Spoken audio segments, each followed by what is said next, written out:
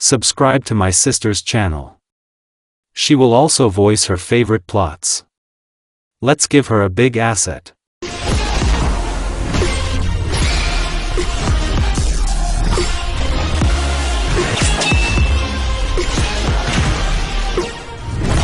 When he first saw this girl, he immediately recognized in her the female version of Minato, the same soulful blue eyes and long hair of Kushina golden wheat shade, upturned nose, but the look was too desperate for a child from such a union. To Orochimaru, she seemed lost and intimidated, as if she had been specifically intimidated. No, of course Sannin knew about Konoha's peculiar methods of retaining and suppressing dangerous personalities, but this is a child. Damn, this girl has already added humanity to the snake without saying a word, but what will happen when they meet?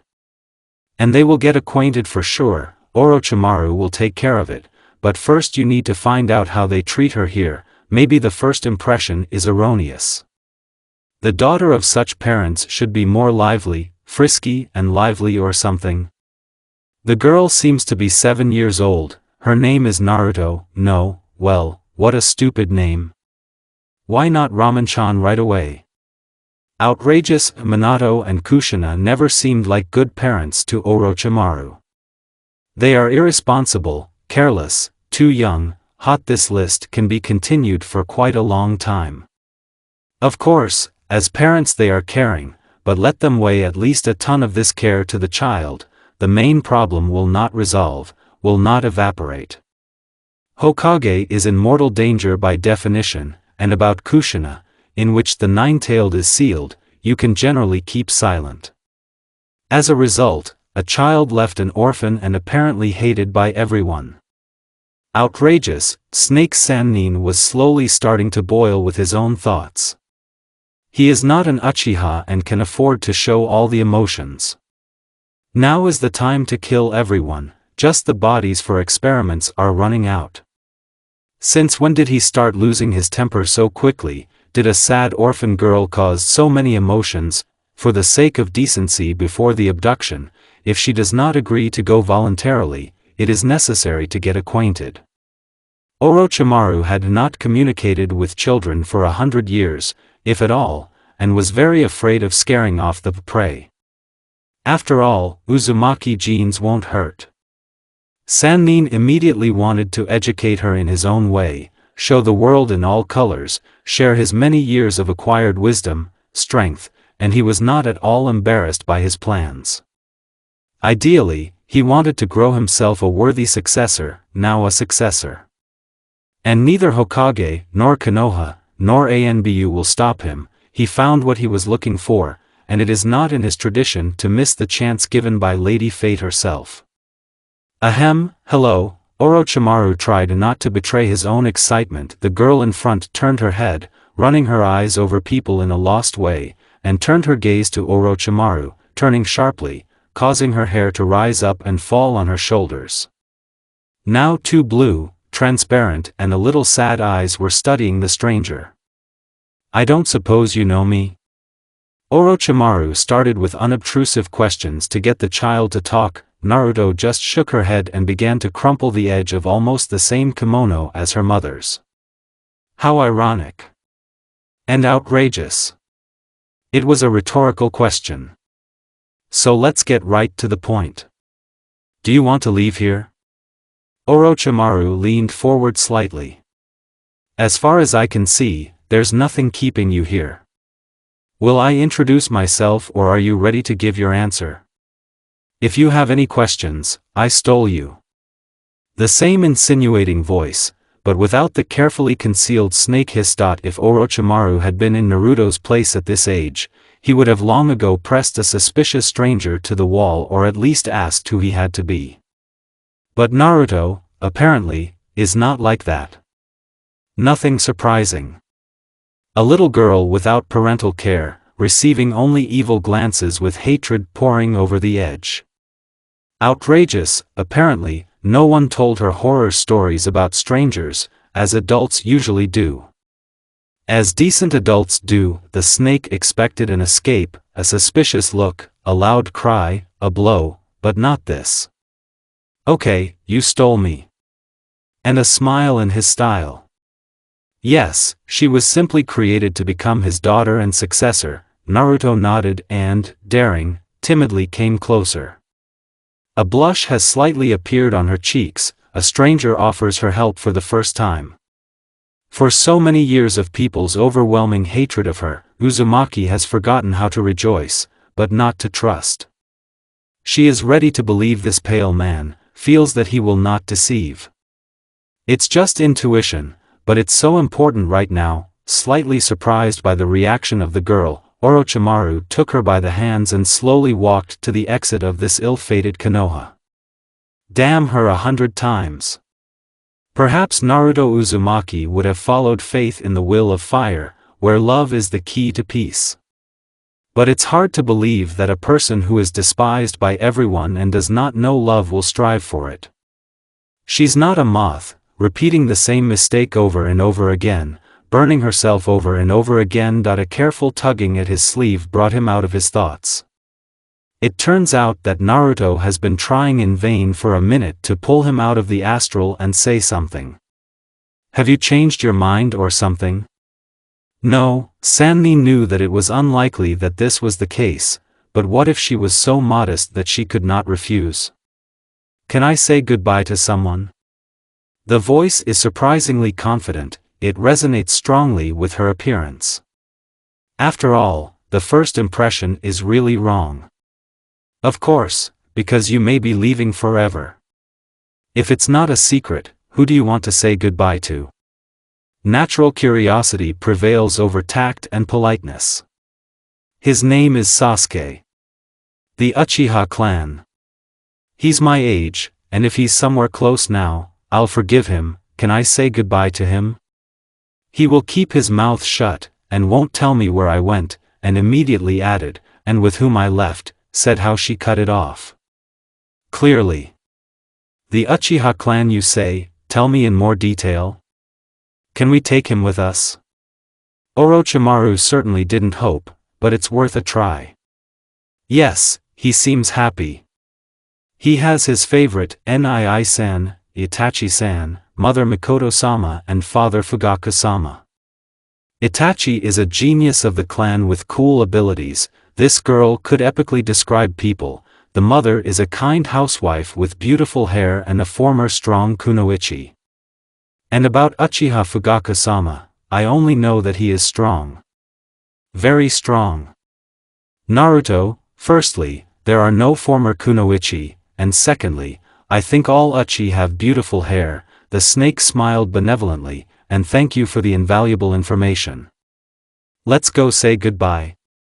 Sannin was slowly turning into a real caring father. Yes. This time Naruto herself took the kidnapper by the hand. Orochimaru was interested in this little Uchiha Sasuke. Sharingan in principle interested him, maybe if it wasn't Itachi, so Sasuke would agree to go with him? Unlikely, but under the right circumstances quite possible. The snake had no idea how the girl found out where the friend was, but the fact is, they came and now the same friend is clamped in his arms. She stands for a long time and explains something to the boy. In turn, he listens to her attentively, listening to every word.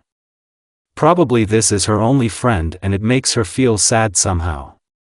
Finally, the long negotiations ended and Naruto came up with tears in her eyes. Let's go faster, otherwise I might change my mind. She finally waved her hand to the confused boy and walked quickly, wiping her tears with her sleeve. It looks like the girl got used to it very quickly, trusted the snake, and he is glad. Daughter after all. Not officially yet, but a daughter. It remains only the most important thing, to get out of Konoha without attracting attention. Orochimaru will be able to, but Naruto? I wanted to test Uzumaki, see what she is capable of. Do you have any ideas how to pass by unnoticed? Sannin asked, having already come up with a couple. Naruto put some seals on it and turned into a beautiful, adult blonde. She seemed to have plenty of wit. Not bad, Orochimaru said thoughtfully, and it's really not bad for a child. I probably peaked at adults or I came up with it myself. Naruto did not understand how Orochimaru passed, really unnoticed, but there were no questions about the cute blonde. Just drool and blood. The sun had been high in the sky for a long time, scorching the leaves, turning the grass into hard hay in places, evaporating water from springs, but at the same time it gave a magical shine to the water splashing nearby, the leaves shimmering with green light. In this heat, you should sit somewhere in the shade of a non-blooming cherry tree or in your garden under the roof, admiring the ripe flowers of bright orange marigolds, fuchsia-white verbenas and fragrant teak on fences. Or you can peacefully listen to the murmur of water and the knock of sisiodosi on the stones, without thinking about anything. But two people, a girl and a man walking along a forest path, clearly did not think about this. Well, I think it's time for us to get acquainted. I am Orochimaru, one of the Great Trinity. You need to get acquainted with where to start, while not keeping silent about your own status. Oh, yes, so is Nuknin Konohagakure. And I'm Naruto Uzumaki. I'm about 8 years old, and I would have entered the ninja academy with Sasuke, but apparently not fate. The last words were said with a certain amount of sadness and under a disappointed sigh. Don't worry, what I'm offering you is much better than the ninja academy. There you will not be taught such strong techniques as I can offer. And who would doubt that the snake will not try to exalt himself in the eyes of Naruto? But there would have been Sasuke. It sounded somehow doomed and uncertain, although his brother and sometimes his father have been training him for a long time. What do you know about the Uchiha clan? Orochimaru understood that her knowledge was limited to the words strong and very strong. He wanted to clarify who they were. Everyone in the Uchiha clan has red eyes with Tomo. I saw them at Itachi and several other Uchiha, and they all have black hair, here. Indeed, no one bothered to tell the girl about the great clan and their great eyes. We need to fix it. Red eyes with Tomo are Sharingan. One of the strongest dojutsu eyes along with Byakugan and Rinnegan. The stronger a person is, the more Tomo and so on up to 3. As far as I know, there is a Mangekyo Sharingan, which only a couple of representatives possessed, but its receipt, so far, is the secret of the Uchiha clan. Orochimaru squinted to feel whether the girl understood or not. He tried to explain everything as simply as possible, but apparently it turned out badly. And what happens if you take out the Sharingan? The carrier will die. Is it possible to transplant eyes to another? A flurry of ambiguous questions, but quite interesting for a child, rained down on the snake. I think if the operation is done correctly, the Uchiha will remain alive, but blind, and the person to whom the eyes were transplanted will have enhanced capabilities. There is one living example in Konoha, a legend meanwhile. Having finished answering, Orochimaru looked at the surprised Naruto. Extended how much? And who is this legend? The number of questions increased with every word spoken by Sannin. The eye reflecting the heart, it is not called that for nothing. I forgot to add that they bear the so-called curse of hatred, which makes it possible to awaken new stages with the help of emotional experiences, most often negative events, the death of loved ones. It was really important information, which is a sin to keep silent. With the help of Sharingan, you can impose strong genjutsu, several of which are clan, predict the next move of the enemy. It also becomes possible to copy techniques. Regarding a live example, this man's name is Kakashi Hatake, copying ninja, or Kakashi Sharingan. I don't know if you've heard of Konoha's White Fang, but like his son, he was a legend. If one day they tell you the opposite, drive these people away, they don't understand anything. Since she is his daughter, it means that since childhood she must distinguish lies from the truth, a hero from a liar and a weakling. Orochimaru was surprised at how well Naruto understands him, realizing the importance of the information received. It looks like she respects him more now. An unspoken goal can be considered fulfilled. What should I call you? Naruto said with a slight hesitation. I think calling me father, you will not be mistaken. The snake tried to seem confident, but inwardly he was afraid of rejection. He forgot that Naruto didn't know what status he was wearing now. In the end, he came to Konoha a couple of hours ago, stole Naruto and now asks to call himself father. Okay. Father. It sounded more like a question, and indeed she had never called anyone father before. These words somehow made my soul feel warmer, a feeling of some kind of calm. Sannin wanted to hear it again. An incomprehensible feeling seized him. Probably this is the same feeling that arises from the desire to protect loved ones. Loved ones, how long had he been deprived of them? It seems that a series of lonely days originating in childhood has come to an end, and it's all the fault of one little orphan girl who attracted attention with her similarity to one type. Outrageous, or not so much. The sun was still baking, burning through the earth, and a girl and a man came to their destination. One of Orochimaru's shelters was the closest. Besides, there was an unexpected relative of Naruto, Karen Uzumaki, who has great potential. The snake thought that it would be necessary to introduce them. After all, not every day there are relatives scattered all over the world. He noticed their similarity to himself, both inquisitive and energetic girls, giving hope. No, Orochimaru was never going to make Karen his second daughter. One Uzumaki is enough. Karen herself understood that she would become just a pawn in the future and calmly perceived it. Maybe she even liked it, liked being useful. Thinking about his own, the snake did not notice how they approached the entrance, near which the same Karen was standing. Yeah, he didn't think it would happen so quickly. Outrageous. What's her name? Naruto asked cautiously, slightly going behind Orochimaru. Is he afraid?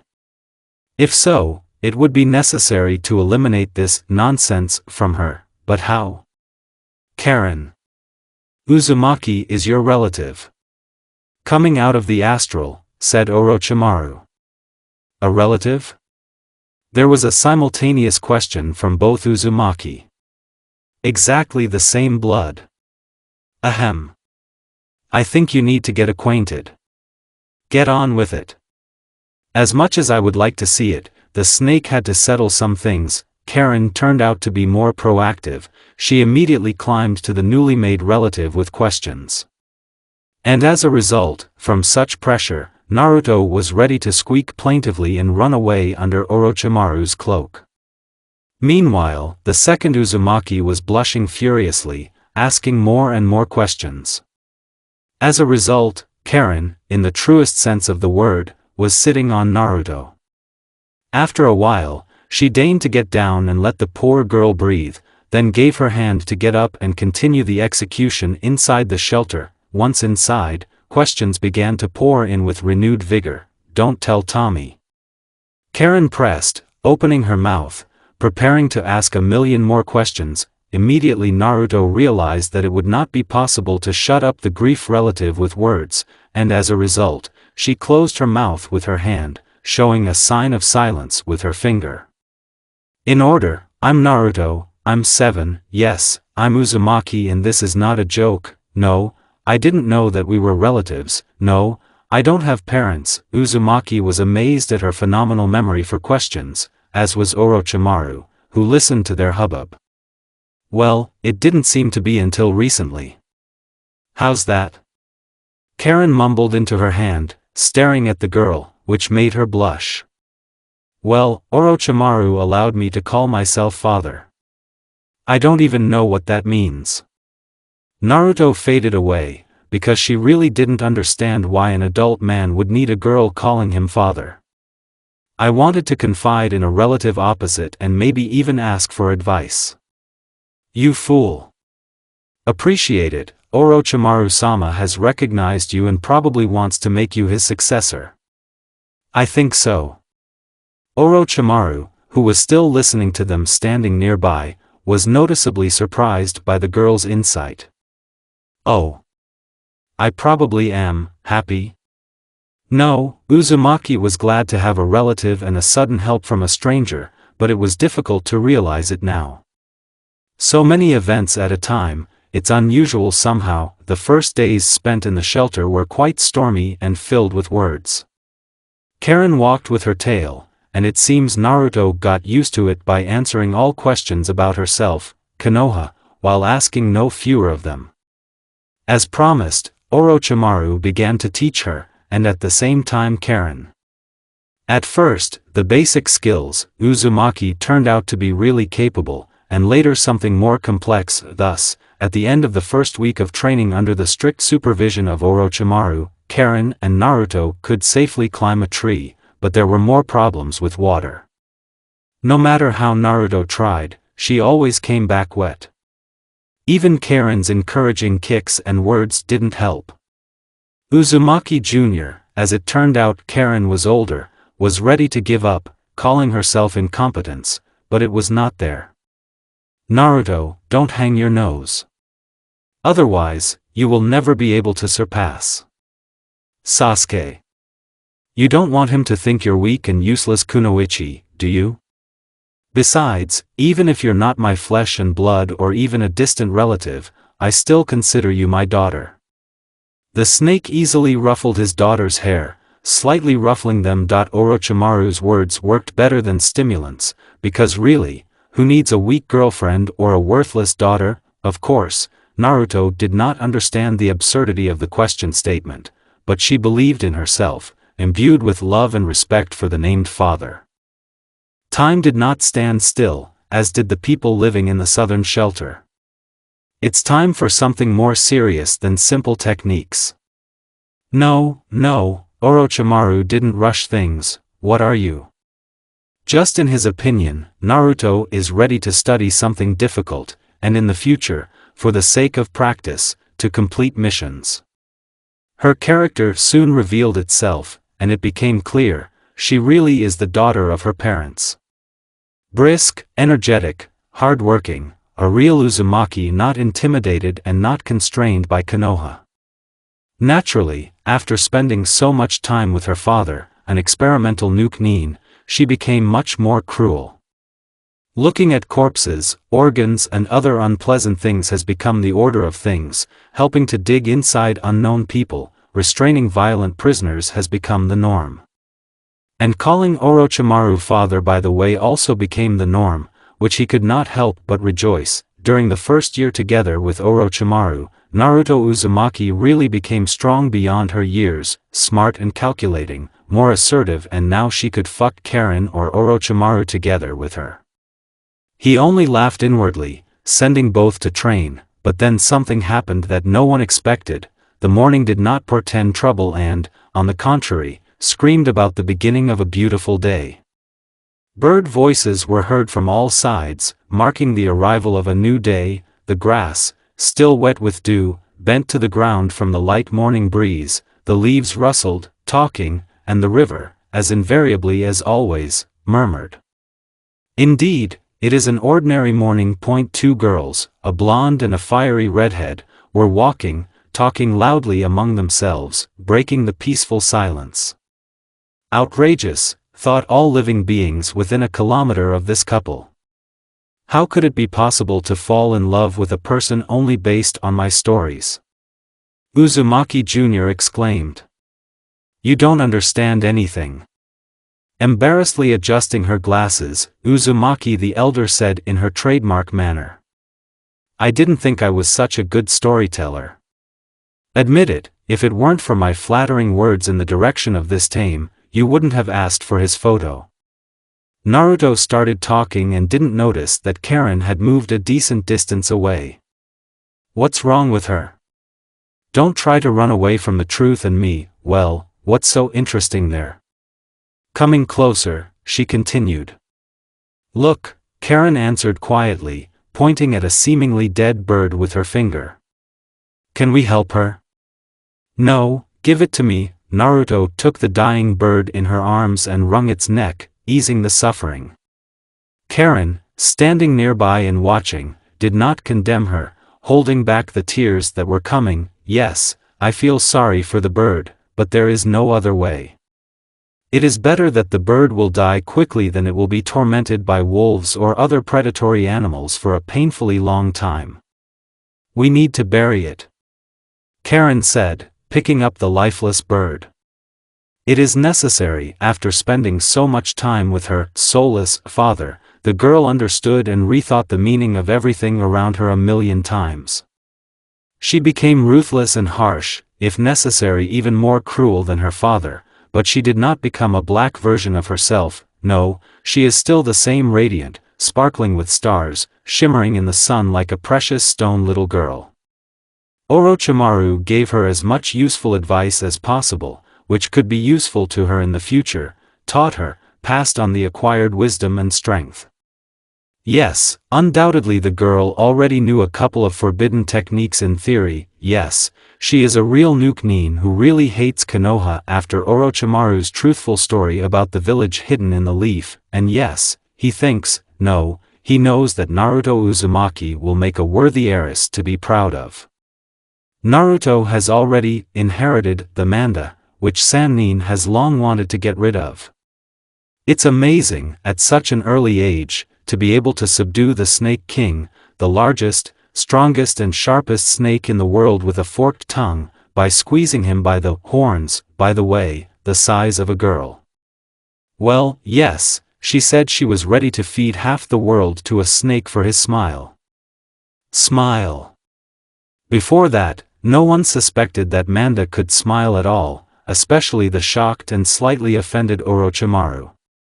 As a result, they drove off together into the sunset to the nearest village to repay the debt, returning tomorrow. Karen was sure that if Manda had the opportunity, they would certainly have left holding hands. Returning, both were alerted by the subordinate running to Orochimaru. Not for good. Naruto voiced her thoughts, not suspecting how right she was. Shall we hurry?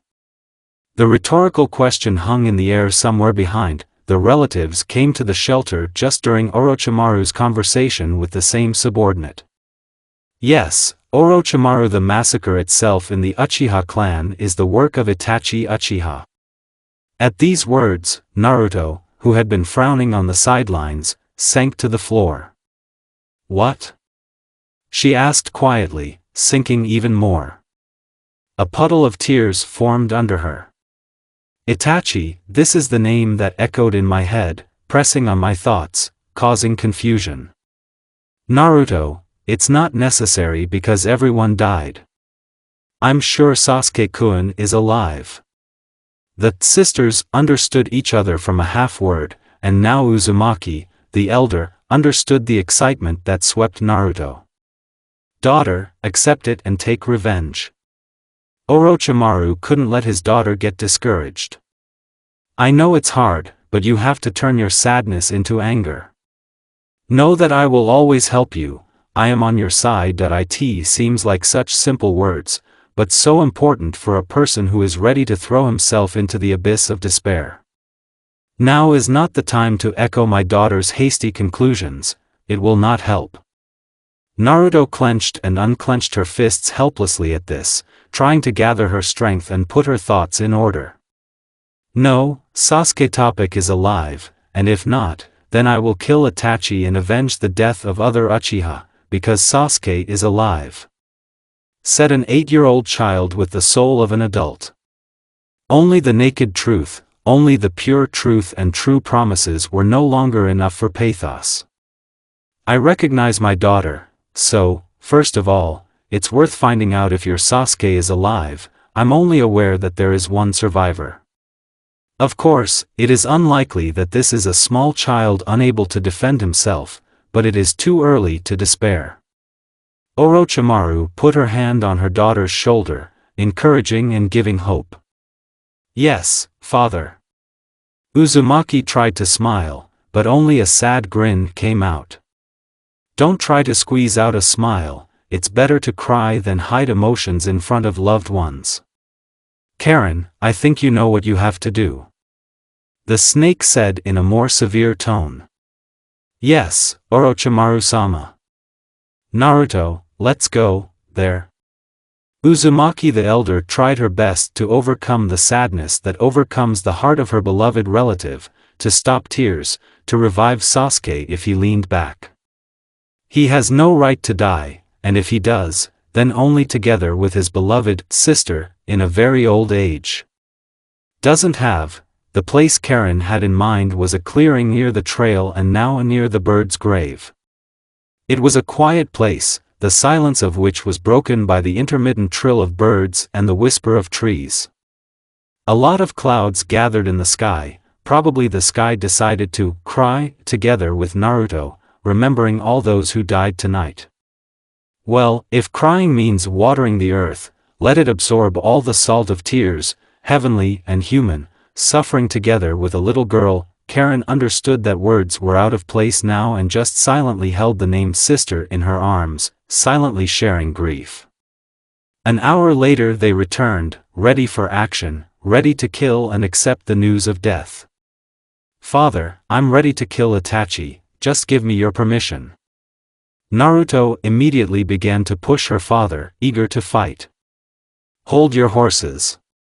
To begin with, you will go to Konoha and find out all the details. I entrust you with an important task, do not let me down. But are you sure you can look at a dead friend? No, Orochimaru was sure that the girl would not withstand such a blow. You'll be all alone there, mind you. Alone? Karen tried to object, worried about her sister, but it looks like they won't listen to her today. If Sasuke is dead, I will personally bury him. Together with Itachi. Naruto snapped, not allowing Karen to object further. Naruto, evaluate your capabilities soberly. You can't kill the genius of the Uchiha clan, sober up already. The remark from the elder Uzumaki was very appropriate. Of course, Karen is right. Go with her to Konoha and find out everything you can. There was a synchronous response from Uzumaki. And thank you, father. Naruto said, smiling softly as she left. The path was not close, so the relatives had time to discuss everything that was possible. From washing the bones of Kabuto, which appeared quite recently, to cursing towards those who built Konoha so far away. As a result, every long road comes to an end, and the sisters have reached their destination. Does anyone know you here? Naruto asked, folding the seals and turning into an adult, beautiful blonde. She is just waiting for her here. It's not worth shining. They shouldn't.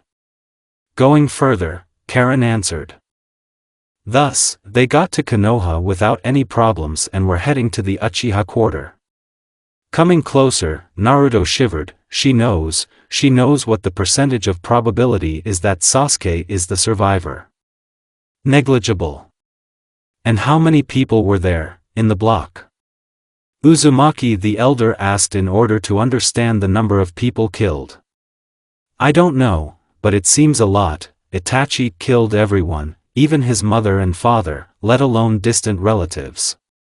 Naruto rapped out. Her voice was cold, but at the same time there was barely a tremor. Approaching the sealed gate, Naruto's legs buckled and his breath caught in his throat. What are you doing? Karen asked anxiously, sitting down next to her. Can't you see, I decided to lie down. I'm afraid of Karen, I'm afraid. Her voice was trembling and ready to break at any moment. Naruto. It won't help you. Don't act like a rag, you can't disappoint me, or your father, or a living Sasuke, alive. And get up already, stop wallowing in the mud, then you can die as much as you want. The strange support paid off, the relative knew how to bring her sister to her senses. Die happily, sister. Your Sasuke is alive, unless of course Sasuke-kun has a twin. Karen added, helping Naruto up. Uzumaki was ready to crumble into a million joyful fragments, turning into colorful sparks. Yes, I'll punch him in the face for making me worry. Wiping away tears of happiness, Naruto continued. Literally a second passed, and an adult, unfamiliar blonde was already standing next to Sasuke. Naruto? Uchiha asked. Well, or not completely unfamiliar. Who else? The stranger answered smiling. But you, if you get caught, I came to make sure that you're alive. I'll be leaving soon and we won't see each other for a certain amount of time, so enjoy my company while you can. Skeptically crossing her arms over her chest, Uzumaki Jr. said in a wailing tone. So you know? My brother. At the last words, Sasuke's look became desperate. Better keep quiet, I know everything. My father was informed, and I heard everything. Naruto didn't ask her friend, preferring to extract information from someone else. By the way, meet Karen, she is my relative. A relative? Uchiha asked, frowning. Sasuke-kun, Taya, Karen began, but immediately gathered herself, embarrassedly adjusting her glasses in a favorite gesture. Exactly. So don't you dare offend my sister. When Uzumaki Sr. turned away to bring herself to her senses and mark, Sasuke frowned, raising his eyes to the sky and asking a dumb question. Okay, Sasuke-kun, mimicking the sister, Naruto said goodbye. It's time for us, and don't you dare frown. Wrinkles won't heal by the wedding, and I don't need. In short, bye. And don't forget to send letters to your beloved friend at least occasionally. Uchiha began to frown at this again, but immediately checked himself, thinking about the ambiguity of the phrase even before the last words. Then, Naruto and Karen, soaring in the clouds, went to look for someone who could provide them with the necessary information. There were no problems, since no one could refuse a beauty with magnificent forms, unsurpassed hands and further down the list, even without genjutsu. After the Uzumaki went to some store, and Naruto liked the elastic bands in the form of ribbons. Very practical and cheap, she thought, tying her hair in two tails, otherwise she had no strength to tolerate her own patches everywhere. Wah! Why haven't you done this before? I swooped in like I used to, Karen. Are you talking about tails or something? Naruto already felt that she would fall under Karen today if she didn't start answering. And the sister is no longer a child's weight.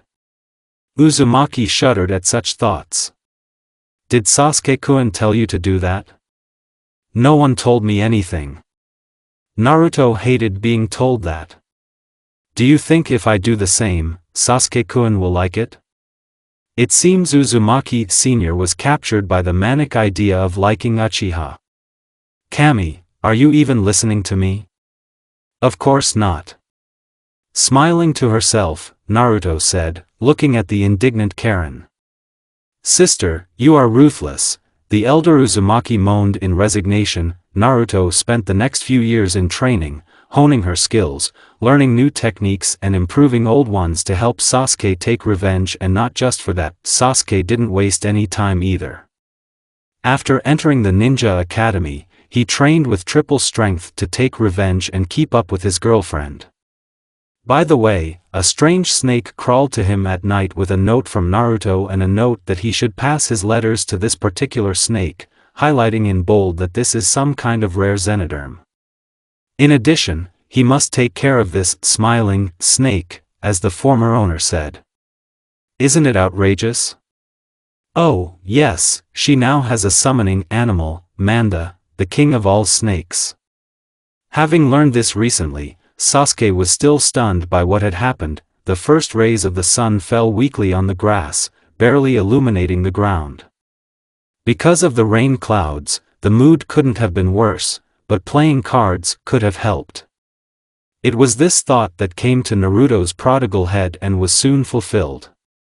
You're bluffing. You have no trump cards. You're digging your own grave. That's who's bluffing here, so it's Karen, clearly nervous when the game is already coming to an end. How, grinning triumphantly and throwing out a trump ace, Uzumaki Jr. was saying. So I won. Well, Karen, she pronounced the name of the sister deliberately sweetly. Are you ready to confess your love to the first person you meet?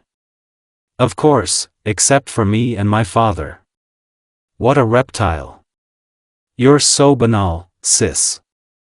This is the law of the genre. You confess to someone, and then you have love carrots, a wedding and children and, Naruto was not allowed to finish. Okay. I hope there won't be any freaks on this exam, and I'll get Sasuke-kun. Hope. The younger one said thoughtfully. How long had she and Sasuke not seen each other? A couple of years. Is Naruto bored? More than. Probably this is something more than friendly love, probably this is what they call love. But there are no butterflies in the stomach, of course. Naruto understands that this is just a metaphor, but there really is nothing there. And in the heart, on the contrary, there is a flower garden of gardenias, lotuses and lilies of the valley. I hate lilies of the valley, but they are the ones that bloom in the soul, fragrant for the whole chest, Uzumaki continued to reflect. What are you dreaming about, sister? How to kill as many children as possible on Chunin Shuriken, sister. The little girl was joking. Or maybe I wasn't joking with her bloodlust. How ruthless you are. Karen liked the attitude of the sister, but she was not going to show it. Can we start packing already, huh? Since we will have to leave for Konoha soon, we had to hurry. With the striking similarity of the girl with the nine-tailed Jinchuriki, who disappeared 6 years ago, they decided to cope with makeup and paint. Don't move. Orochimaru echoed, bleaching Naruto's hair as neatly as possible. Don't twitch, Karen said softly, taking the lens and inserting it into the poor guy's eye, who now just hates these infernal things. Don't move. Karen shouted, bringing the sister eyes at the same time, as if deliberately getting into her eye. Don't move. Naruto's nerves gave up. Who are you talking to? A synchronous question followed. To your eye. You're going to drive me to my grave, indeed. After all, they paint with some kind of shaitan, burning paint, then they put out their eyes with lenses, then they put on a kimono. In fact, Naruto really liked it, but in combination with other things, his beauty faded so much that it just disappeared. Outrageous. Outrageous sadists. Be patient and don't, I know.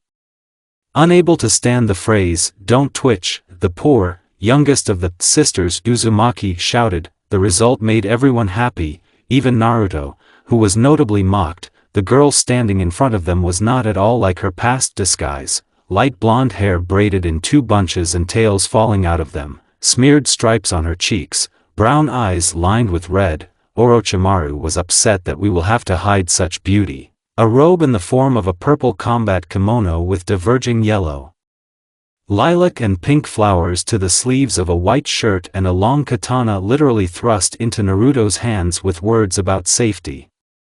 And Naruto's katana was unacceptably good at using. So, daughter, you are now Yumiko, and you are Karen from now on Eiko, and yes, you are sisters, remember? I instructed them to Orochimaru, since they won't see each other for a long time.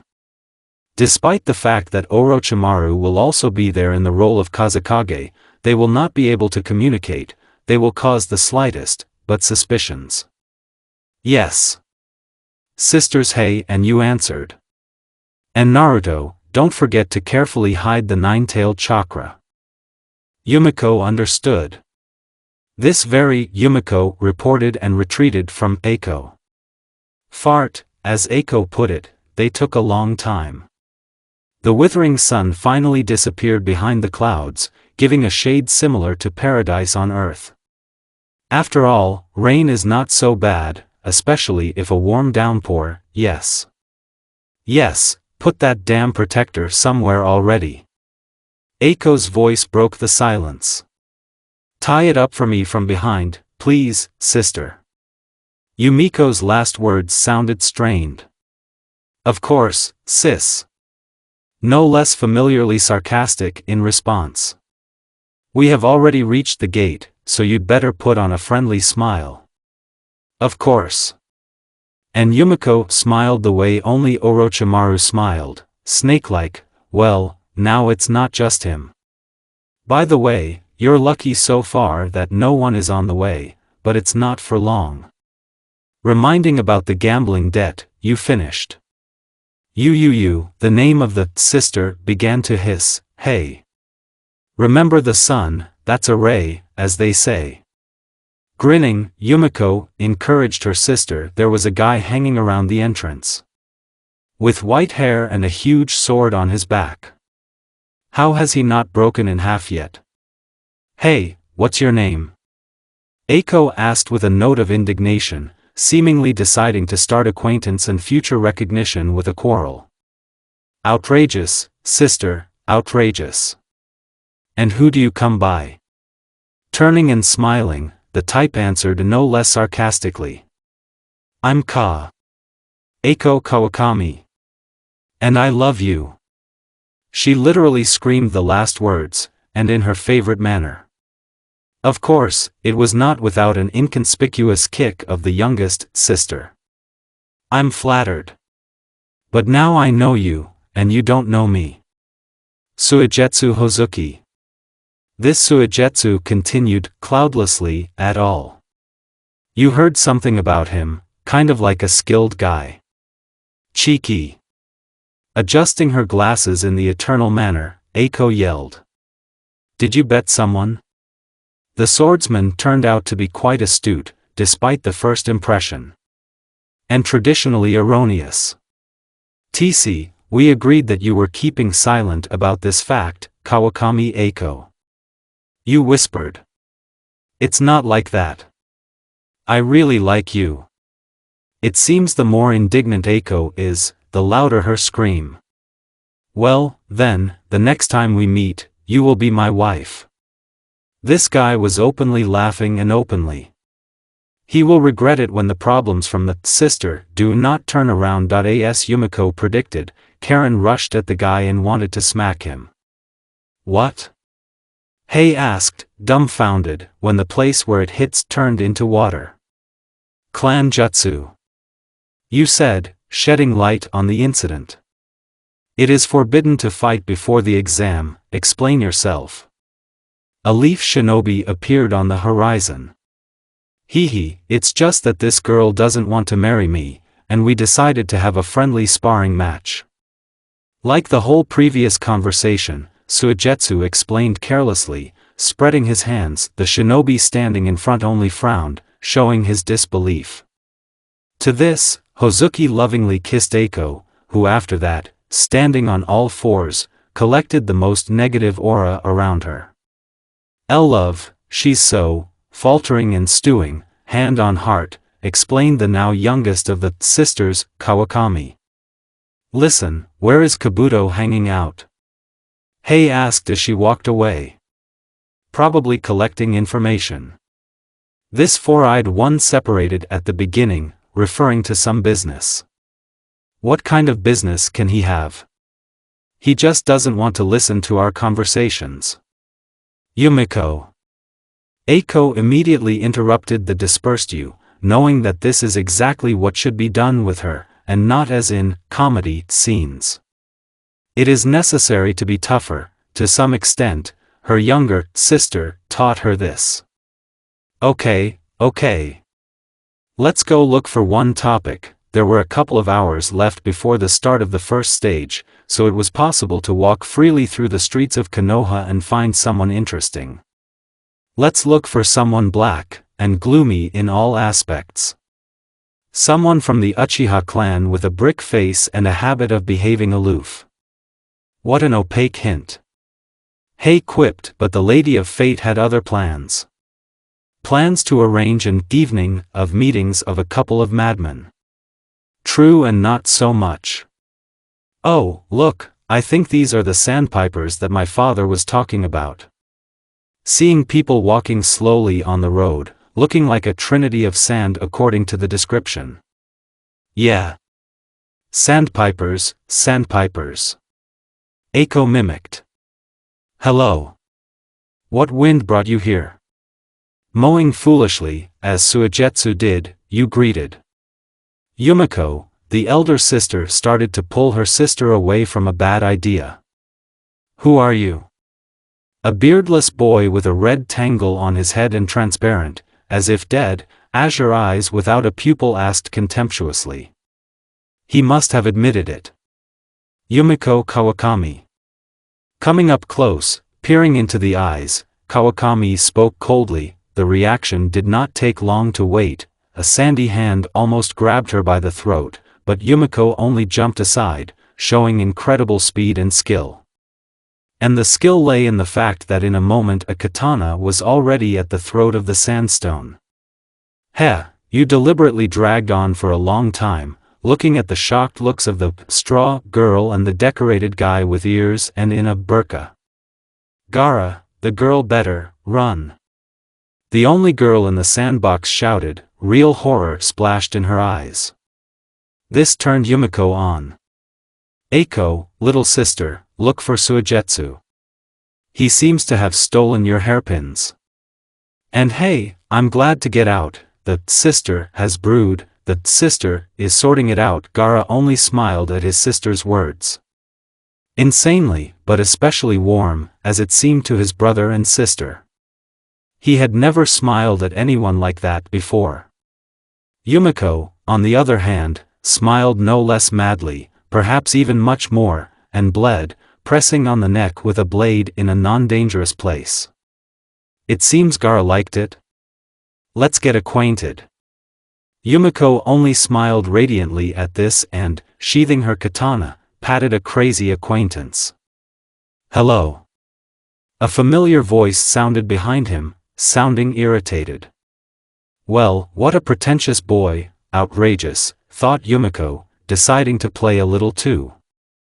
She already knows that Sasuke has figured out who is hiding under the whitish girl with brown eyes. Sasuke-kun? The stranger exclaimed in surprise, feigning surprise, standing behind Gaara, from which he was clearly embarrassed. Well, she rests against him, and does he mean with an emotionless face? No, this is not done, Mrs. Physiology does not allow it. The beginning is coming soon. Hurry up. Sasuke said coldly, immediately galloping off in an unknown direction. Isn't he cute when he's jealous? Wondering to herself and mechanically stroking Gaara on the head, she looked after the jealous man. Okay, bye, sandpipers. Yumiko left them on a happy note and headed to the academy. After coming to the academy and overcoming the trap, Yumiko saw a lot of genins. Over in the corner, Karen eats Kabuto's brain, you can even see the spoon she wields. That straw of the Pasakniki is chatting with some other particularly active kunoichi, twisting a couple of kunai in her hand. And here is Sasuke's team, everything as he said, a pink-haired tree girl, how ambiguously Sasuke expressed himself. Outrageous, sticking to him, the usual Brikuchiha Sasuke and a pale guy artist. Who tried to draw someone. And of course, Yumiko went to this contrasting team. Hello. You shouted in Sakura and Sasuke's ear. Let him know how to ignore old beloved friends. Hello, can I draw you? Sai immediately started with questions. Of course, only if you draw this beech tree for one thing. Yumiko pointed her finger at Sasuke. Sasuke-kun. The pink-haired one drawled. Good. Sai smiled falsely. Outrageous. No one has ever smiled at Uzumaki like that. I'll have to fix it at my leisure. By the way, I'm Kawakami Yumiko, glad to meet you. P.F. Who else, like the beech of the hidden leaf, can respond so emotionally? Sasuke Kuyuyuen mimicked Yumiko Sakura, while pulling Sasuke's cheek to which he frowned. If you frown, I'll burn out your eyebrows. You said in a whisper. Sasuke-ku, sigh, and draw me with Sakura-chan. Interrupting that, Kawakami was distracted from Sasuke, attracting Sakura. You can come in. A man announced loudly. Tix. Yumiko swore, having received a slap on the lips from Sasuke. Once inside, they sat down and began to explain the rules to them. Finally, having finished, they were given to turn over the written assignments. It was really difficult there. Naruto never shone with perfect knowledge of theory. Yes, she could solve 1 or 2 problems from here, but the rest is tight. We'll have to write it off, who would doubt, because the whole first stage is based on this. The main thing is not to get caught, and the rest is a matter of technique. Thus, after 20 minutes, the tasks were completed, and all thanks to a small white snake that synchronizes with the owner and lets you see everything that she sees herself, pre-biting. According to Uzumaki, Orochimaru's ingenious invention. But then the pressure of the remaining participants began with the 10th question. Many got caught and left with their teams, but the Konokovites are not bad, since all the teams from this village are skillfully written off. Brainwashing and intimidation began. It seems that the sister could hardly restrain herself from raising her hand and falling out of the room soaked in a dark aura. Yumiko is sick of it. Watching small and not very geniuses leave, who are under pressure from an adult professional sadist, is unbearably boring. It would be nice if Kawakami, like a real hero, enlightened everyone by expressing a personal opinion about all this. As a result, a lot of teams passed. Fine. Yumiko's thirst for blood was growing by the second, but nevertheless she decided not to kill the Konokovites. They deserve a place in the finals if they get to him. The second stage was conducted by Anko, a former student of Orochimaru whose memory was erased. Not bad. When she threw a kunai, deliberately missing, at a particularly infuriating boy and did not pick it up, Yumiko deliberately gave it, licking her lips in the same way as Anko did, subconsciously taking an example from the last teacher. Outrageous, but damn interesting, Anko thought, looking at the whitish girl.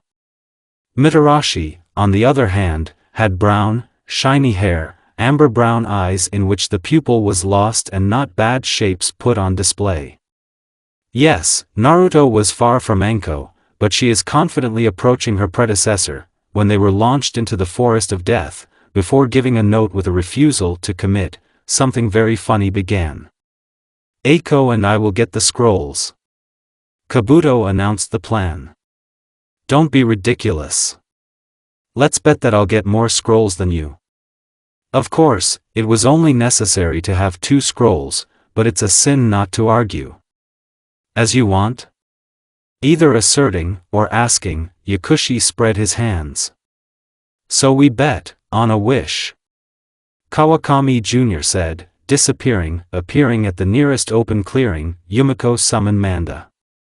It is necessary to feed the snake.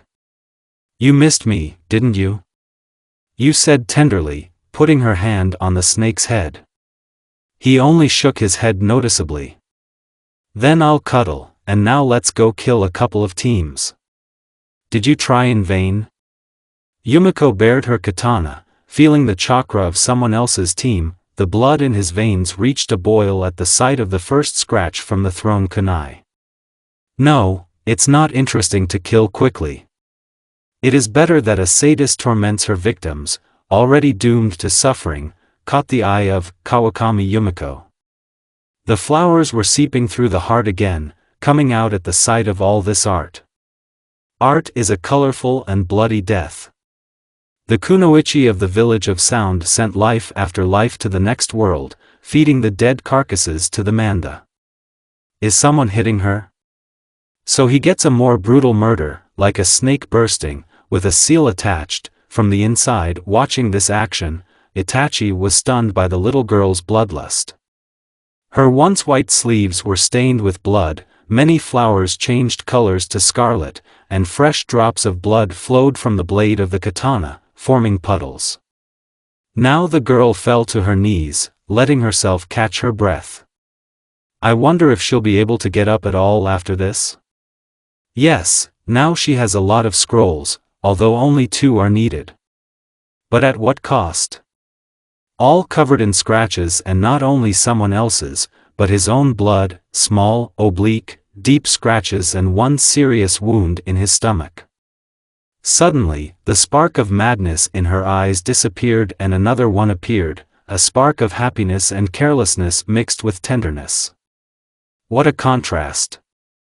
Today, I won't be able to, squeeze you. Manda. The girl spoke with long pauses. It seems to be due to severe pain. Get well. The huge snake hissed and disappeared into the smoke. Hee, Kabu. Kabuto lost, she said hoarsely, but at the end she laughed loudly.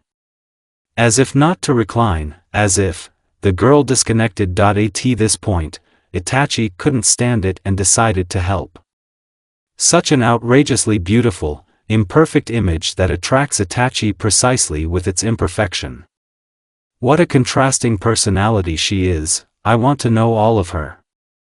To learn about the past, present and plans for the future, this Naruto, hiding behind Yumiko, attracted with its openness and at the same time mystery, Itachi was ready to stand over her as much as he wanted, to look into that face.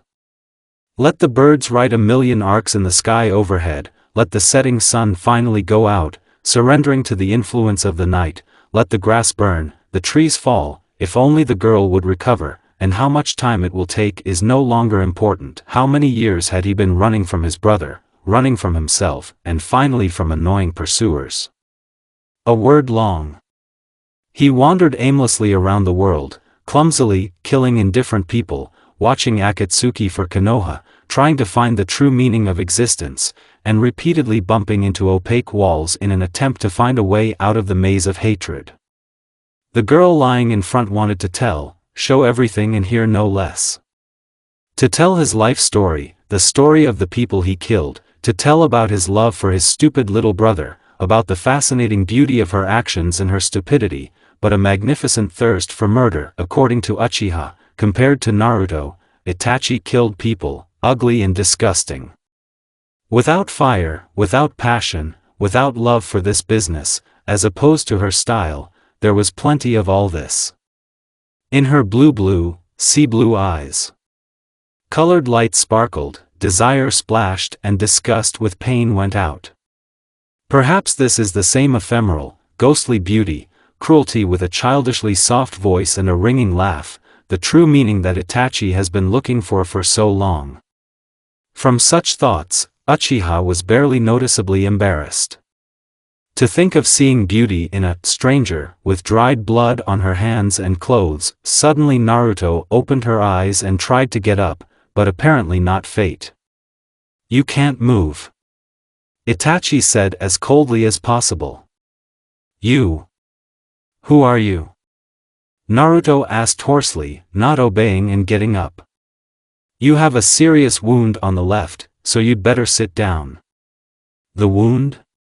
Uzumaki opened her kimono, showing the absence of any wounds. Of course, she's the Jinchuriki of the nine-tailed demon, Itachi recalled. Wrapping up her kimono, Naruto approached a vaguely familiar man.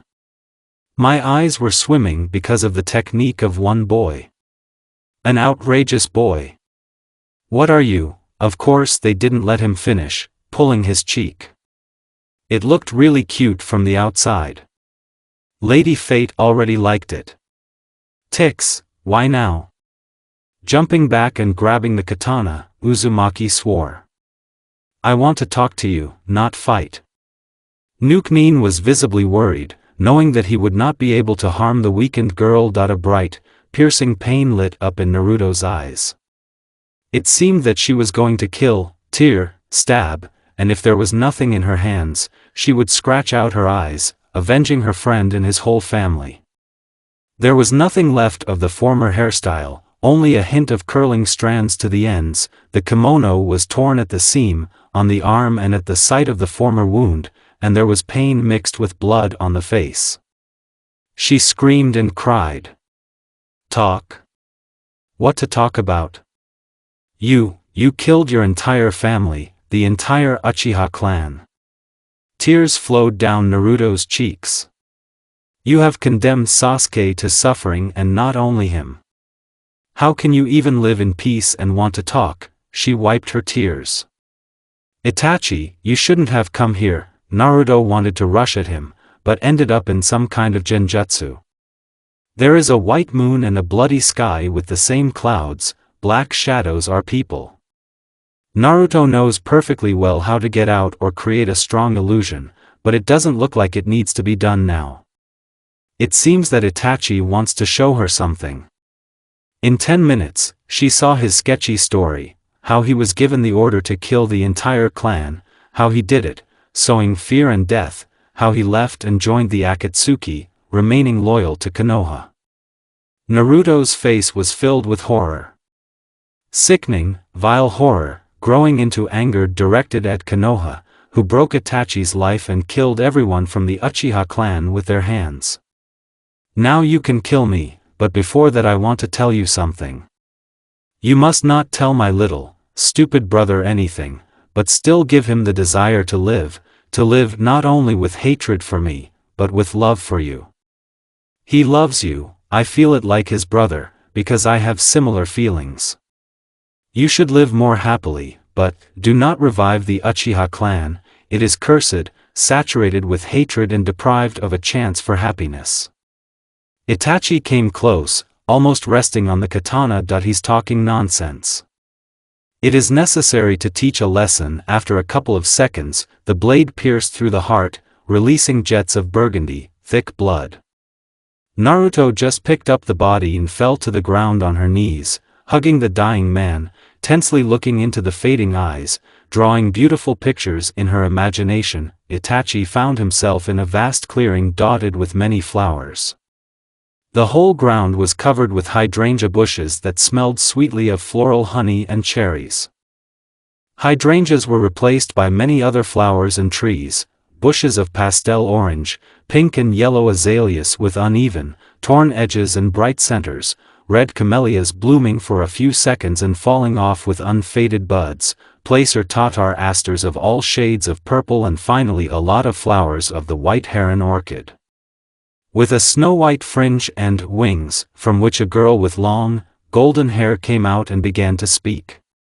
The words dissolved in the air and did not reach Itachi, soaking into the flowers, which whispered them in different ways. I feel sleepy. He fell to the ground and turned into a million flowers of forget-me-nots. What a beautiful, dying dream she gave me, Itachi finally thought, closing his eyes. Really? An enthusiastic voice was heard somewhere nearby. What? Itachi could only say, seeing Naruto sprawled on him in front of his nose, resting on his chest and gazing intently into his eyes.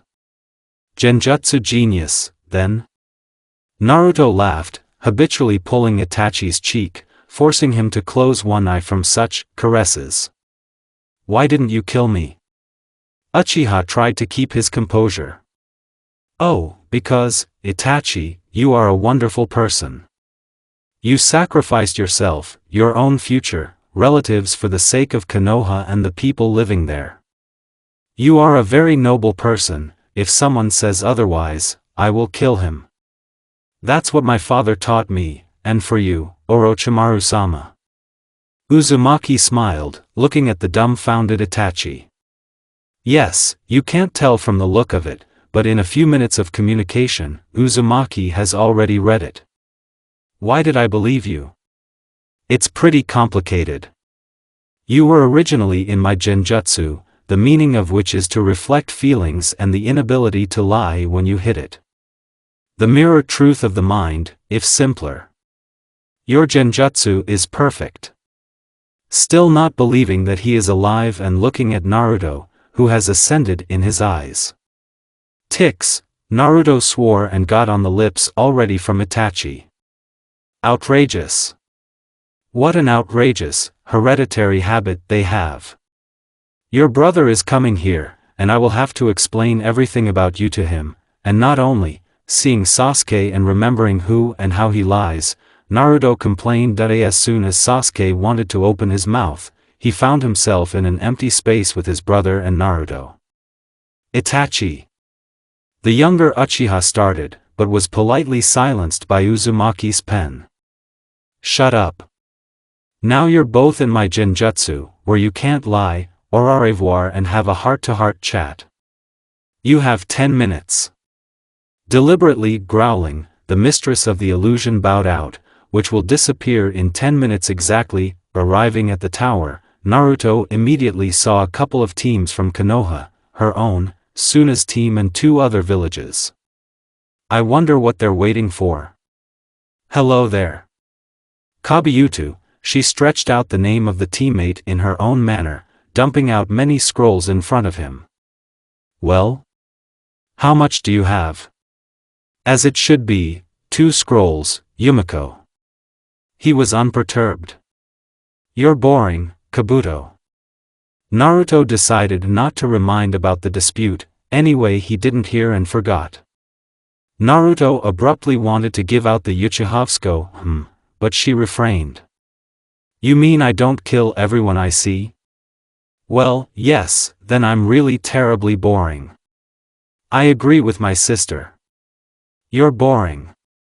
Eiko supported, kicking the boring in the side and urging him to listen to himself. So in OT, Kabuto, let's continue. Suigetsu-me, Naruto did not listen further, going somewhere else. Please, but she does not intend to listen to the sisters swearing. Naruto quickly found Sasuke's team and himself. Yes, hello. Sasuke tame, follow me. Uzumaki commanded. Yumiko, what's wrong with you?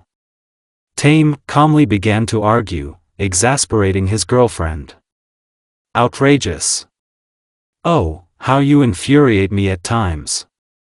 Following the gaze of Sai and Sakura, Naruto lost her temper and picked up Sasuke, as if he was a bride and weighed less than a feather. Going around the corner, she began to specifically push the bride with questions. It looks like it's a family thing. Well, Avenger, have you had a chat? Yes, Sasuke answered, looking away. Don't look away, look into the eyes and answer. Have you forgiven him? Looking into the soul, turned her face in front of Naruto. Yes, I guess I was really wrong. And nary you that, the former Avenger began. Stupid, little Sasuke. Pointing her fingers at her forehead, Naruto laughed loudly. My brother said exactly the same thing to me and did at the end of our conversation, and always. Aren't you an Uchiha by any chance? No, but I can become one. She said and ran off to her team, leaving a pleasant, sweet residue on Sasuke's soul. Well, what are you, stupid? Taking any 2 scrolls from the mountain and moving away. What are you going to do, sister? Hey asked. Sister, let's simultaneously open these 2 scrolls into 3. Understood. 3. Naruto shouted, knowing that Eiko understood the count of 3. Everything is logical. Yo, kids. Ashin Jounin shouted. Yo, Kakashi. Naruto threw herself on the neck of the man and was cordially received. Kabuto and Eiko drawled in confusion and synchronicity. Where does this girl find so many friends? Congratulations, you passed. Ruffling Naruto's hair, leaning against Kakashi. Can I ask you a question? When did you even meet? A year ago Naruto walked, scorched by the moon instead of the sun, and held a smoking, amber wooden, carved pipe in her teeth.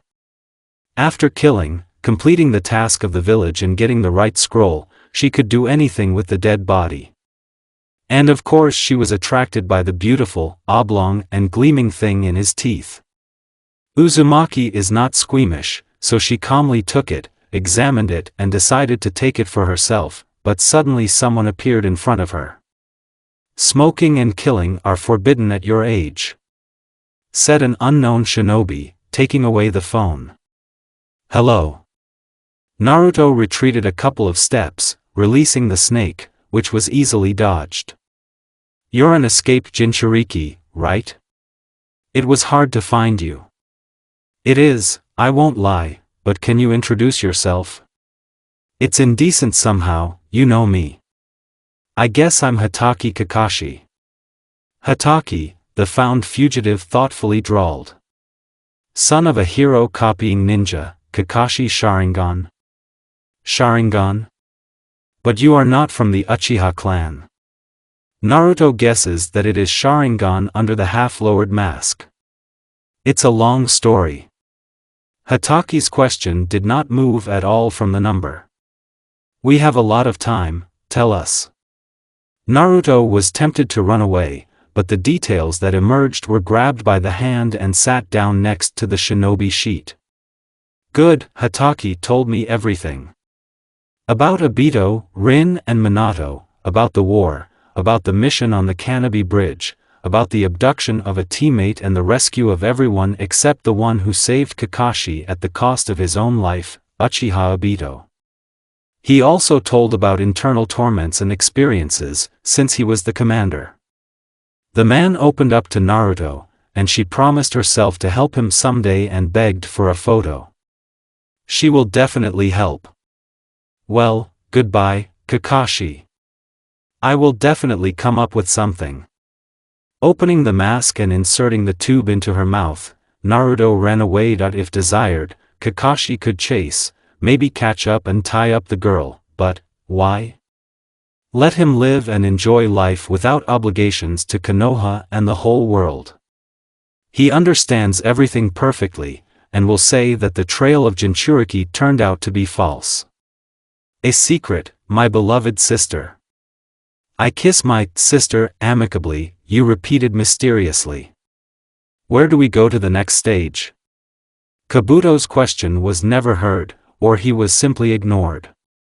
Naruto and Kakashi are having fun, where do they care about Kabuto's questions? Okay, follow me." Finished asking about the number of dead Kakashi. They corresponded periodically meeting, so Hatake knew the life of the ward in vivid detail. He even sometimes taught her all sorts of different techniques that he knew himself. A copying ninja who knows thousands of techniques, though. You have a month to practice and come up with something new for the last stage, or just have a good rest. To train or relax is your right to choose. On this note, the month given for training began. Naruto does not need such, because she has long been much stronger than some Hunins, so she will do what she has been putting off for quite a long time. She has one list of outstanding cases. The month given for training has just begun, and Naruto has already made a plan of things that must be done without delay. And first on the list was to teach Sai to smile. She decided to start with the simplest in her opinion. "Hello, artist." Waving her hand and running closer, shouted Uzumaki. "Hello, Yumiko." Yumiko was already infuriated by his lack of emotion. "What are you doing? Do you draw?" You pounced with questions. "Yes. I'm trying to draw a dragon snake." "I will help you, but in return you will show me that book." Yumiko pointed her finger at a small book with a boy on the cover, which attracted her from the first acquaintance with its mystery. "Good." As he spoke, Sai was smiling falsely. "Outrageous. It won't work that way." Releasing a small snake from her pocket, Yumiko pulled his cheeks, erasing the falsity. When Sai finished drawing, he showed the resulting Kawakami. In her opinion, it turned out somehow dead, lifeless. Yes, the drawing is beautiful, thin lines, elongated in some places, a rich vermilion snake gently turning into blue dragon steel, sea spray, incredibly realistic and seemingly moving, but this picture, it is devoid of life. Okay. Sighing significantly, Yumiko reached for the promised book, inside there were a lot of consecutive, colored pictures from both ends.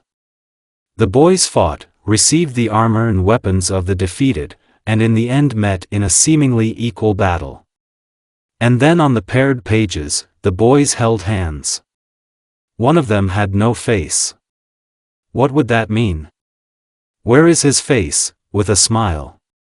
I do not know what to draw. I do not know how to draw smiles, and I do not know how to smile either. You don't know how, you say? Do you love anyone? Yumiko was serious, because she finally found a clue. His brother. For a second it seemed that sadness flashed in the eyes opposite. What's wrong with him? It was already clear that most likely something had happened since he was so sad. He's dead. So why are you going limp? For you, everything has cleared up, as if the fog has disappeared, and now the traveler can see the road in the dark forest, and this forest is the soul of this shinobi. What? Sai's voice was not as calm as before. If he's dead, why don't you live for the two of you? I'm sure he'd like a better future for you. You must, no, you must. Do you hear? He is obliged to do everything so that even from the pure world he smiles at you, and you smile at him. Not with that fake smile that you pull on every minute, but with a real one. Think of your brother and smile at him, not at me. It doesn't matter whether you're grinning at the enemy, smiling at friends, laughing drunk, or laughing loudly in the face of death for the last time, dying, it must be sincere. You know, smiling is like burning yourself on hot soup. No matter how many times you repeat, you will always make this mistake anyway, but joy is not a mistake, it's the right decision, but otherwise everything is the same. Everything is mirrored, Sai. Naruto finished. No, Sai didn't do what the girl opposite asked at all, but he finally understood what a human, lively, real smile means. He suddenly rethought everything he had seen before. Ino's smile is like a flower, like the ones she sells. Sasuke's smile is a grin behind which he hides her real form. Lee's smile is a full-mouth smile for a couple with Guy Sensei. Hinata's smile is modest, but no less beautiful. Even Shino's smile is an invisible smile, but existing. And her smile, Yumiko's smile, which she doesn't hide or hide. A beautiful smile. Now I know what I have to draw. And Sai drew it. I drew a beautiful smile on the boy's face, now happy and not alone. A point less. Summed up you. Running away further on numerous cases, the next point is the persuasion of the Hokage list. Seriously, who came up with the idea of making a Hokage woman? Ridiculous, Naruto thought, until she met this woman. After the natural death of the third and the breakdown of all his father's plans for self-murder, one of the trio dragged her and made Hokage instead of himself. Hello, Hokage-sa, Yumiko froze, looking at a rather young girl. Orochimaru said she was over 50, then maybe it wasn't her. A young blonde woman appeared in front of Yumiko in a very depraved outfit by her standards. What's frozen? You seem to be the girl who killed a good half of other people's genins. No, definitely gone, dame, Tsunade Senju.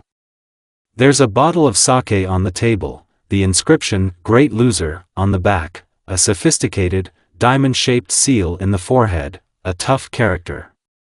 Well, what's not a gorgeous, self-sufficient woman? Hello, Hokage-sama.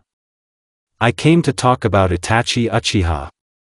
Yumiko realized that it was necessary to immediately attack and not let the words get in. He is a hero who saved the village at the cost of his own happiness. You have to take him back to the village, and even shake his hand for what he did, yes. And also, well, stop. Tsunade barked.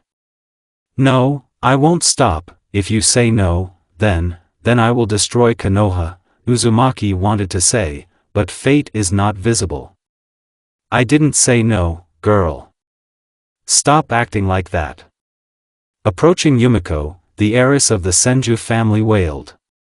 So yes. Fine.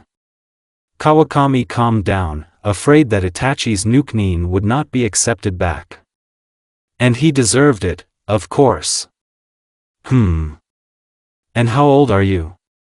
Tsunade's eyes flashed with anticipation. 14.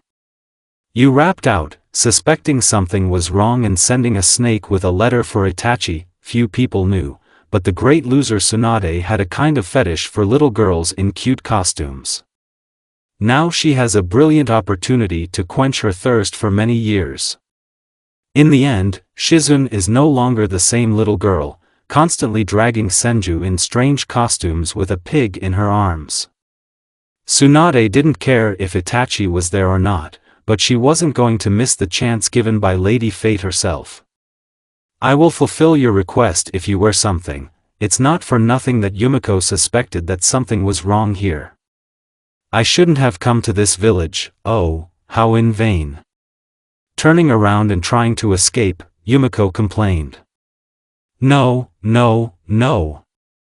Tsunade caught her by the arm with a truly iron grip. This granny handed her a cat headband, flashing her eyes. Meanwhile, the snake sent for Itachi has arrived at its destination. And the girl is well done, since she managed to persuade the Hokage.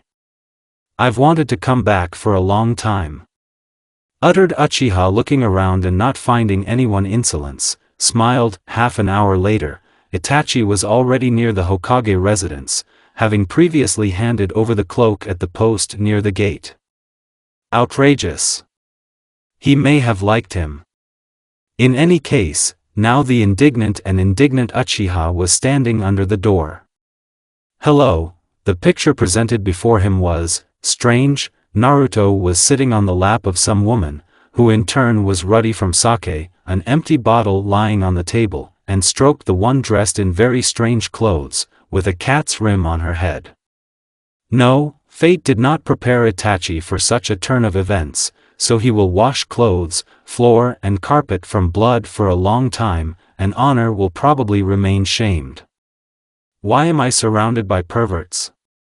Naruto desperately asked the devil of fate-sama, getting up from the knees of the old pervert fetishist Senju, passing by the Uchiha pervert, who is about to drown in his own blood, and remembering the old pervert writer Jiraiya and the warlock Kakashi pervert. Outrageous. When and where did she get so many perverts in her life? Naruto, where are you going? Wait. Looking in the wake of the departing kitty, taking Itachi by the collar. We agreed that it would be private, Naruto answered, kicking Itachi out of the door too heavy and picking him up, grunting. Bye-bye, Granny Tsunade. Outraged Telno-o, falling asleep, the Hokage swore. Uzumaki finally came out of the ill-fated residence, damn her 100 times. And Itachi, standing on all fours on the sidelines and tearfully begging the earth for something, be damned.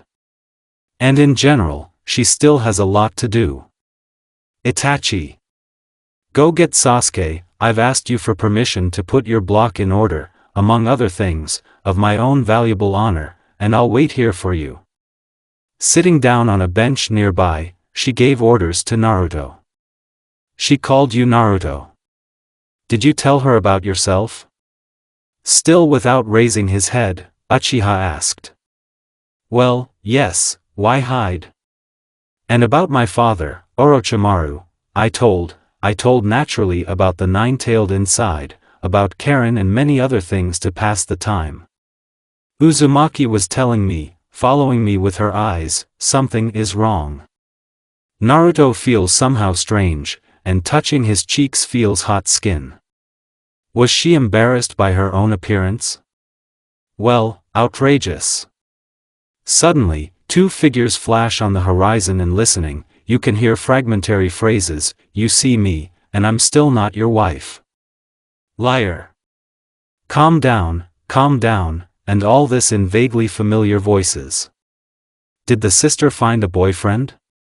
Then a blow was heard, but Naruto won't hear it anymore, she's not up to it now, because a beautiful picture opened up in front of her, Sakura is rushing back and forth, and Sai and Ino are running after her. And who knows what happened? Here, Naruto has no idea what happened, that Sakura was hunted. And I don't want to understand, the disease is the fault. Or maybe it's no Sai at all and not Ino with Sakura. If the sick Uzumaki would know now that these are neighborhood children playing catch-up. Well, who pulled her to eat fruit ice in the heat, and then also to swim, collecting water lilies when you can walk on water? Outrageous, Naruto scolded herself, although the water lilies were really not bad. Naruto, you have a fever. Itachi, where are you looking? Sasuke exclaimed, putting his hand to his girlfriend's forehead. My little stupid brother, why are you still so not independent? Warn the Hokage that she is treating Naruto today. At the end, the non-independent brother looked surprised, but ran away, still thinking about the drunken Tsunade treating Uzumaki. His imagination painted the most terrible pictures. As a result, Naruto treated Orochimaru. There were a number of reasons for this and a column of points that cut off any proposed candidacy. Tsunade and Itachi themselves were ready to die from blood loss, although the second one had more endurance. Sasuke, fearing to harm Naruto, trembled. Shizune was panicked by cute outfits. It can be seen that Tsunade is still a pervert grandmother, like she was christened Uzumaki. Sakura had such a look, as if she was dreaming of mixing a horse dose of poison into the sick woman's soup. Naruto didn't trust everyone else anymore. Oh, yes, how did the snake get into the village? As soon as he found out that his beloved daughter was ill, and so specifically, he resolutely went to Konoha under the guise of a kunoichi village of sound. Arriving at the place and seeing what was happening, the caring father was, to put it mildly, not happy. Outrageous. The Hokage was sprawled on the table, both of the Uchiha clan were unsteadily staggering. What kind of anarchy? But Orochimaru wouldn't be Orochimaru if he didn't calmly take his actively sneezing daughter and just didn't take her away. Yes, yes, yes. He just took her out of the exam, canceling the last plans for this village. What the hell does it matter to him? Is he Orochimaru or who to leave his daughter in such a dubious place sick? That's why he wanted to spit from a high tower at everyone except Naruto. When Sannin came, he gave her tea, fed her soup with a spoon, which she refused to cut off when Kabuto did it, arguing that the four-eyed man was not her father. However, everyone wanted to spit from the same high tower on Chunin Shuriken, but it seemed to Naruto that she had forgotten something. Or rather someone, according to Naruto, 20 years is a great age for marriage. Why exactly 20? It's pretty simple though. Then Naruto had just turned 17. She was full of strength, hopes, and dreamed of more tasks, not lovers. The cherry is in full bloom, as Orochimaru said. And everything would be fine, but she suddenly wanted to get married. It was too spontaneous, and a caring father, dreaming of his daughter's happiness, almost had a heart attack when Naruto seriously approached and started a conversation. Father, can I get married? Then she carefully looked at Orochimaru, who was convulsively choking on air. What's that? Having recovered, the snake found the strength to ask again. I want to get married. Gaara, Sasuke? I sent letters to both of them. Can you suggest someone yourself? Having said that, she grinned triumphantly, preparing to listen to the choice. After all, practicality and cunning have not gone away from Sannin. Then Orochimaru thought that Uchiha was better if compared. A strong dojutsu of the eye, the endangered Uchiha clan, plus a large supply of Uzumaki chakra, the same exterminated. They would have made a terribly interesting child. On the other hand, Gaara is also not bad. Naruto seems to like him. It's not for nothing that she so often goes to Sunu, asking for missions there. But Orochimaru would never trust some sucker to take care of his beloved child for anything in his life. No way. However, that's what he said. No, a small but capacious word combined with a stony, frowning face. In response, Naruto could have been crucifying, complaining, or crying for a long time, but she just pulled Orochimaru's hair in a childish way, looking adamantly and burning with a negative answer. He relented to this when his daughter ran away. Anyway, it all brings back memories from the childhood of this fidget. Naruto, being still a little girl, often played with his hair. She said that she would grow up and grow even longer, but in the meantime she would braid her father's braids. And indeed, she grew her long hair to her knees. No, it's not that Orochimaru didn't like it or annoyed, on the contrary, it's just that when Kabuto caught him with a complex, braided structure on his head, he wanted to have some Uchiha who knows how to erase memory. Yeah, again everything closed on the Uchiha, but nevertheless the memories are warm. However, when the answers from Gaara and Sasuke came, Uzumaki somehow burned out with this idea. And of course, this is not because of a conversation with his father, where he talked for a couple of hours about all the charms of marriage, duties, vows and children, for which his daughter is not ready. Sandstone offered to legalize the marriage and even asked if he could come and ask Orochimaru for her hand in marriage. But Sasuke's letter was, to put it mildly, emotional, confessions, vows and bewilderment. In general, the younger Uzumaki was pleased with herself. She entangled two prominent suitors, leaving the right to choose for herself. By the way, there was also a third letter from Itachi. It was quite restrained, but the smell of salt on the paper was alarming. In his letter, Uchiha Sr. wished them happiness with his stupid little brother and a prosperous life together. But then she received a click from her father and instructions about the safety of the trip she was going on. Sannin sent Naruto on a fun trip to Konoha and Suna, where she drank tea with Kazekage, kissed him and promised to bring someone with her next time, and then had fun with Sasuke and comforted Itachi, telling about her own rashness.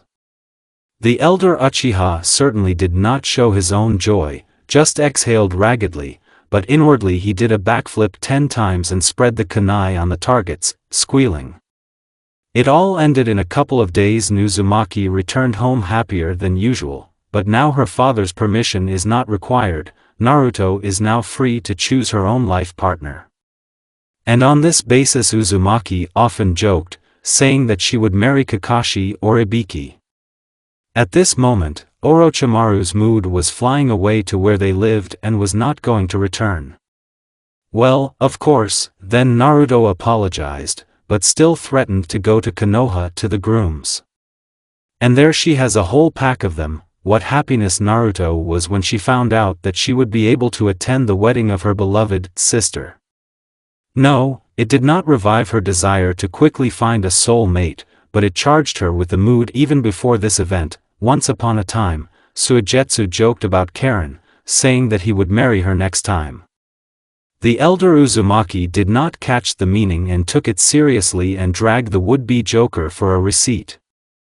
Karen, whose honor was once defamed by the failure to fulfill the promise, can now proudly show the ring, which she achieved with many hours of beatings and brainwashing. She wanted to spit from a high tower on the identity of the betrothed in the village, in principle, his duties, and on clan brides waiting for an affirmative nod. 2 months later, their wedding took place with a receipt, alcohol and guests. There was also a bonding kiss, which turned into a strangulation of Hozuki Karen. After the wedding, Uzumaki Sr. gave out a rather interesting remark: "If when I come to live with you, girls will curl around you, do not wait for my favor, I will kill you." After she finally fell to the floor from the amount of alcohol, the younger one just smiled at this, finishing her juice. Outrageous. You'd think a minor and alcohol is not allowed.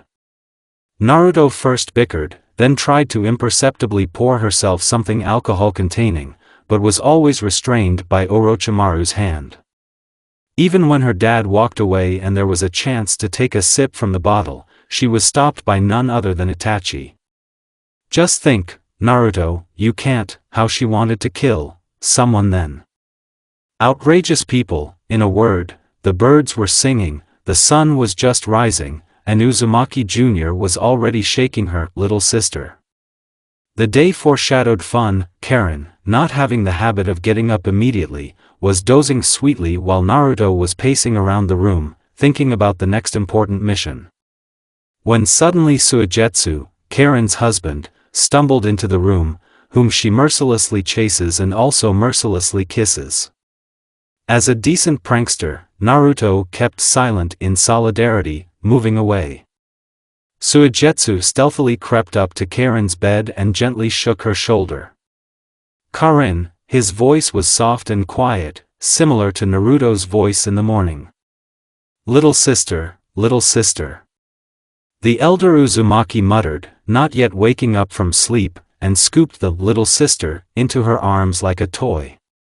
Karen, you're so beautiful when you sleep, Hozuki said in his usual tone.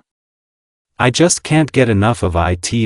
This. Karen opened her eyes wide, woke up, and screamed. To this, her lover only smiled, showing sharp teeth, and stroked his head. After that, another scream followed. Uzumaki bit him. Naruto's sister was offended by her husband again and stayed with her for 2 days, marking it with the approach of her birthday. The birthday was really close. Uzumaki Jr. turns 21. The date is not round, but according to the tradition that developed after Tsunade found out about the whereabouts of the former teammate, the whole trio was going to have a drink if possible.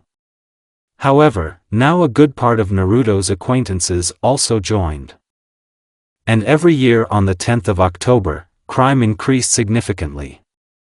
Why? The riddle of the century for everyone except those who attend Naruto Uzumaki's birthday parties. Even after the 10th day from 3, it is difficult to catch criminals due to the lack of professionals who have gone to sleep off. There are terrible legends about the 10th day of October, and it amuses the real reason for all this. For a couple of such fees, a lot happened. New curses were invented with Haiden, lists of potential suitors to Rumi-Mei were compiled, Dango was eaten together with Anko and Itachi, the money of all those present there was counted for a couple with Kakuzu, spies were interrogated with Ibiki, naively thinking that since it was Jinchuriki's birthday, then vigilance weakened and her you can kidnap. Naruto and Sasuke even grew tomatoes in a couple of hours with the help of fertilizers.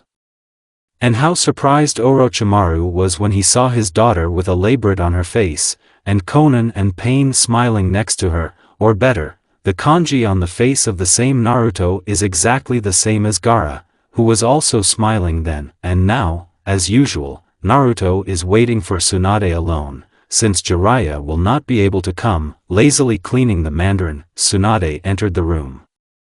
Apparently sober, since the bottle is empty. Naruto-chan, you're already 21, so, Senju spoke in all seriousness. She abruptly jumped towards Orochimaru and put a seal on him that restricts movement. Today you will drink with me, and this snake bug won't hurt. Pervert, I love you. With a joyful cry, Naruto, anticipating something more than half a bowl, rushed to the Hokage's neck. Stop, stop, stop. Everything has its price. My gift to you, Senju spoke like a fairy godmother. A case of sake, but for the fact that I won't let Orochimaru stop you, you will wear something. The fairy took out the maid's dress from the scroll. With ruffles. With lace. With a long skirt, stockings and an apron. With an invisible inscription, Naruto Uzumaki's worst nightmare. FF fetishist, yes, Naruto. Otherwise, you will not see sake, as I see the inscription, jackpot. The lamps faded from the glare of Tsunade's eyes, lusting more and more with every second.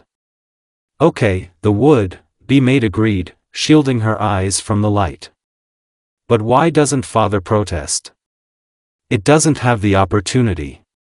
Tsunade replied, pointing to the seal. 5 minutes later, from behind the door, there was a dissatisfied grumbling, rustling of fabric and barely audible curses. Kitty, can I help you? Senju asked gently. Don't call me that. I'm almost everything. It was heard from behind the door. A couple of minutes later, Naruto came out, drowning in a sea of lace, ruffles and bows. But seriously, I was specifically tired, at least after tying the lacing. She broke all her nails after that nightmare. It looks better than I thought. The younger Uzumaki uttered after a minute's silence, looking at the cheerful Tsunade with a fountain of blood from her nose and wondering how she was still alive after this. The snake would have presented something, but he is literally tied hand and foot. Outrageous. Come on, Tsunade. As promised. It's time for Naruto's eyes to sparkle. From the side of Orochimaru, a mumbling was heard. In response, the seal was removed. Don't you dare do that again. So be it, I allow it. As he spoke, he exuded more and more of a dark aura. Naruto just took sake and took a sip straight from the throat. She grimaced a little and drank a little more. No, that's not how you drink. Look, Tsunade was the greatest expert in this industry, and therefore decided to teach all the subtleties, secrets and advice of Granny, the progenitor of alcohol. Or simply, the greatest alcoholic of the world. Orochimaru could only roll his eyes at this. Footsteps were heard and Kabuto appeared on the threshold with Itachi and Sasuke. They always came second after the Sanins and sat until the end. What was their surprise when they saw Naruto drinking, and dressed up in a maid costume. Well. Itachi's surprise was expressed by hemorrhage, and Sasuke realized everything faster. He decided to take a picture. He knows that the older brother will kill anyone to get such materials. A solid benefit. And Itachi. Sasuke. Naruto screamed, raising her head from the contemplation of the bottle. Hi, Naruto. Happy birthday to you. Expressed Sasuke. Most of all, Naruto's Uchiha infuriated their assumed calmness or external indifference under any conditions, circumstances. Despite the fact that she knew at most 3 or 4 representatives of this clan, she could accurately mark them as people face brick. Although Obito gets out of it and likes these Uzumaki, the other 2, whom she knows personally, fit the above definition. Well, seriously, how can you live like this? It was this question that Naruto once asked herself, and a plan was born in her head, to get everyone drunk. It seemed to her that this was a brilliant idea, an interesting idea that must certainly be fulfilled. And here is a suitable case. It seems that it remains only to wait for Obito, but still not enough, only 3. Thank you, Uzumaki Jr. said, pushing both of them in the back and inviting them to sit down. And yes, Itachi, don't be a boogeyman and give Sasuke a drink.